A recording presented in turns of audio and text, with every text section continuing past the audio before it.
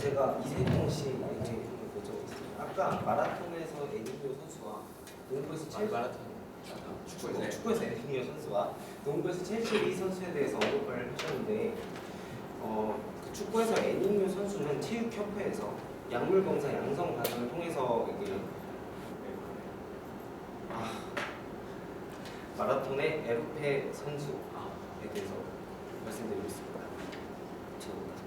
마라톤에서 에르페 선수는 체육협회에서 약물 검사 양성 반응으로 탈락하신 걸 알고 계십니까? 그리고 아까 말씀하신 첼시 리 선수 같은 경우에는 법무부에서 심사 과정에서 이제 들려서 탈락을 한 걸로 알고 계십니까? 잘못됐습니다. 그 정도 잘못됐습니까? 어떻게 잘못됐다고 생각하십니까? 네, 왜냐하면 제가 읽은 자료에 따르면 법무부에서 이걸 허락을 했습니다. 근데 그러니까 어떻게 된 사례냐면 첼시라는 사람이 어떠냐, 그러니까 알아야 되니까 첼시라는 흑인 선수가 있습니다. 근데 이제 리우 올림픽 때 이제 농구 선수로 이제 국가대표를 출전하려고 이제 국가대표로 하려고 이제 이거를 특별귀화법에 난 해당한다라는 것을 증명하기 위해서 내 할머니는 이제 한국 사람이시다 해서 증명서를 줬어요. 그래서 국무부는 그걸 보고 공부란다. 그 법무부 이걸 보고 좋아, 좋아, 패스 이렇게 됐는데 알고 보니까 이게 거짓 자료였죠. 그러니까 국무부가 또 공부를 해요. 그 법무부가 괜찮다고 해서 이게 다 통과됐는데 법무부가 잘못을 한 거예요. 실수를 한 거죠. 그렇죠? 그러니까 법무부라는 그 공식 단체의 이미지가 실추될 뿐만이 아니라 그럼 법무부가 이쪽에 뭐 연루된 게 있나라는 의구심도 이제 추가적으로 되게 되는 어떻게 보면 아주 단정적으로 봐서 이 법이 모순점이 정말 많다라고 하는 단정적인 예를 볼 수 있죠. 그러면 법무부에서 과연 그게 어떤 스스로 저희 사회 내에서 자정작용이 일어났다는 점을 어떻게 생각하십니까? 다시 한번. 그 법무부에서 만약 그걸 실수를 해서 그 결과적으로는 어떻게 그것이 탄로났다고 생각하십니까? 결국 그렇게 들켜서 그 친구는 지금 해외로 나갔어요. 그럼 우리나라 떠나고 부끄러워서 벨기에인가요? 이제 제가 말씀드리는 거는 그럼 어떠한 과정, 어떤 절차적 과정에서 그런 서류 조작이 들어갔다고 생각하십니까? 그거는 그냥 그러면은 그것이 법무부의 어떤 조사에서는 들어가지 않은 거고, 그리고 그거는 그냥 그대로 수면 위에 들어간다고 생각하십니까? 그건 제가 설명드리도록 하겠습니다. 그 부분에 있어서는 현행의 체계가 법무부의 단순한 심사, 그러니까 뭐 다양한 협의체라든지 그런 걸 통해서 특별기화 심사가 이루어지는 것이 아니라 단순히 법무부의 그런 독단적인 결정과 폐쇄적인 그런 회의 체계 안에서만 이러한 결정이 모두 다 일어나고 그 결정이 실제로 심사에 있어서 지대한 영향을 미치고 있기 때문에 일어날 수밖에 없는 또 문제라고 생각을 했습니다. 그래가지고 현행 법 체계랑 그리고 현재 운영되고 있는 특별기화의 한계점 때문에 이러한 면은 어떻게 보면은 비리라든지 이렇게 잘못 악용될 여지가 충분히 많다고 저희는 판단을 하고 있습니다. 물론 저희도 어떤 절차적인 측면에서 조금 단점이 미흡한 부분이 있는 것은 알고 있습니다. 그러나 우리나라가 이런 특별기화를 시행하는 데 있어서 아직 5년밖에 안 됐고 시행착오 있는 과도기 있다고 생각해서 조금 어느 정도 보완 가능하다고 보고요. 근데 그럼에도 불구하고 이 이중 절차로 되지 않습니까? 대한체육회 심사와 그리고 법무부의 특별심사 그리고 마지막 최종 면접까지 이렇게 어떻게 보면 3단계로 이루어지는데 그 대한체육회의 이제 스포츠공정위원회에서는 체육계, 학계, 법조계 등의 전문가들로 구성된 어떤 위원회가 있고 그 위원회에서 서류 심사와 개별 면접을 한 번 더 하면서 이제 하게 되는 건데 그거에 대해서 절차적인 문제 삼으시면은 그러면은 어떻게 우리나라가 이제 다문화 사회로 진입하고 거기에서 특별기회를 통해서 이익을 얻는다고 생각하십니까? 제가 드리고 싶은 질문도 오히려 거기에 있습니다. 그러한 엄정한 절차를 통해서 선발된 선수가 어떻게 그럼 위조된 서류 자체도 그런 체육회에서 그거를 걸러내지 못했는지 그게 일단 심히 의문스럽고요. 그리고 체육회의 심사와 법무부의 심사 이렇게 3단계로 이어진다고 하셨는데 사실상 체육회의 심사가 승인이 나면 그것이 한 90% 이상 현재까지는 이렇게 뒤집어진 경우가 한 번도 없습니다. 실제로 이러한 그 비리 같은 게 밝혀지기 전까지는. 그래서 그 3단계 절차가 과연 정말로 의미 있는 절차인가에 대해서 의심스럽고. 그리고 저도 조금만 더 보시면 지금 방금 말씀하셨잖아요. 2011년에 이게 도입이 돼서 5년밖에 안 됐다고 하셨는데 그리고 아까 전에 뭐 재미난 사례를 드셨죠. 이제 매기 사례를 드시면서 이게 장기적으로는 좋을 것이다 했는데 전 아주 이거를 좀 이론적으로는 아주 아름다운 아이디어지만 실질적으로 한번 생각해 보니까 전혀 좋지 않은 생각을 생각하거든요. 왜냐하면 첫 번째 이 팀을 다시 한번 생각해 보세요. 일본이랑 대회를 나갔을 때 이제 팀 선수들이 6명인데 그중 5명이 백인이었어요. 그러면 팀 모임 때 상상을 해보세요. 팀 모임 때 영어로 할까요? 한국어로 할까요? 당연히 영어로 하죠. 이 사람들이 다 이제 모국어 영어니까. 그럼 그 한 사람 남은 어떻게 보면 아까 맥이 말고 뭐였죠? 그 저리? 네, 그 저리가 우리 한국에 있잖아요. 정어리, 네. 죄송해요, 네.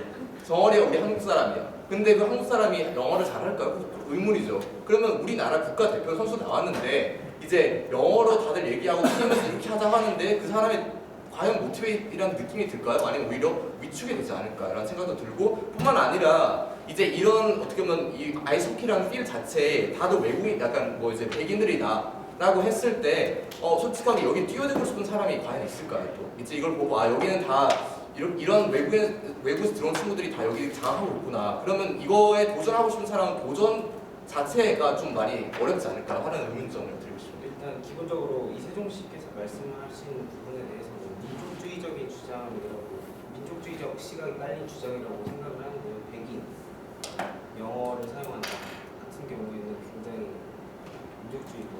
민족주의적인 시각이라고 말씀드릴 수 있고요. 그리고 아까 말씀드렸다시피 5년밖에 시행이 되지 않은 상태에서 13명밖에 없지 않습니까? 지금 귀환 14명. 네, 한 명이 더 들어왔어요. 14명인데요.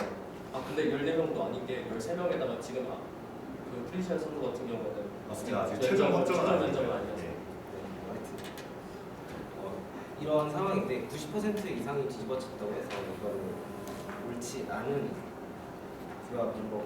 한 번의 실수는 가능하다고 생각을 하고요. 한계는 있지만 앞으로 보편적으로 보완이 가능하다고 생각을 합니다. 그리고 아까 이제 한계점에서 많이 말씀을 해주셨는데 축구 같은 경우에서는 애닝류, 라돈치치, 헤인츠 등 많은 사람들이 이제 통과를 못하고 법무부 심사에서 탈락을 했습니다. 이러한 상황에서 이제 특별 귀화가 보완이 이루어지고 있는 상황에서 갑자기 폐지를 해버린다면 이제 다문화 세계화 사회에서 큰 이익을 누리게 된 증진을 하기 힘들지 않을까요? 네, 그 부분에 대해서 제가 좀 말씀드릴 게 있는데요. 일단 뭐 우리가 민족주의니 뭐 아니면은 뭐 다문화니 하는 얘기는 이 논의에 있어서 본질적인 부분은 아닌 것 같습니다. 그래서 결국은 이 제도가 얼만큼 우리나라 체육계의 중장기적인 발전에 의해서 있어서 도움이 되느냐 하는 문제에 좀 더 집중할 필요가 있다고 보는데요. 앞서서도 얘기해 주셨지만 실제로 뭐 축구나 그런 데서는 탈락한 사례도 있고 합니다. 그런데 오히려 그걸 역으로 생각해 보면 대부분의 선수들이 그런 취약한 분야에서 우리나라가 현재 경쟁력이 없는 분야에서만 일어나고 있다는 것 자체가 새롭게 도전하는 꿈나무들의 도전 그 성장과 그런 진입 자체를 방해하는 것은 아닌지에 대해서 일단 의문스럽고, 그리고 두 번째로는 중장기적인 노하우나 그런 실력 운동 기술들을 전수해줘야 하는 그런 취지로 이런 것들이 있고, 그래서 선발 기준에도 그 항목이 포함되어 있는 것으로 알고 있습니다. 하지만 문제는 이러한 선수들이 만약에 올림픽이 끝나고 중요한 국제대회가 끝난 이후에 본국으로 그냥 돌아가 버리거나 한국 체육을 위해서 아무런 발전을 하지 않아도 이들을 이렇게 뭐 처벌하거나 강제할 수 있는 그런 강행 법규가 있느냐 하는 문제를 저는 또 삼고 싶습니다. 그렇다고 해서 이 선수들이 만약에 뭐 대회 이후에 나는 뭐 메달 땄으니까 이제 뭐 본국으로 돌아가서 휴가도 즐기고 하겠다, 안 돌아옵니다. 그러면 우리가 뭐 어떻게 할 수 있는지, 이것이 과연 중장기적인 측면에서 어떠한 발전이라고 할 수 있는지에 대해서 일단 의문스럽다는 것입니다. 저 같은 경우에는 그 주장에 좀 반박을 하고 싶은데요. 제가 반박을 하고 싶은 부분은 일단 다문화 세계화에 대한 논의가 이 문제에 대해서 굉장히 사이드적인 부분이고 메인 부분이 아니다라고 말씀을 하셨는데, 저 같은 경우는 이 기본 전제라고 생각하거든요. 어떤 그 세종 씨와 승범 씨의 주장에.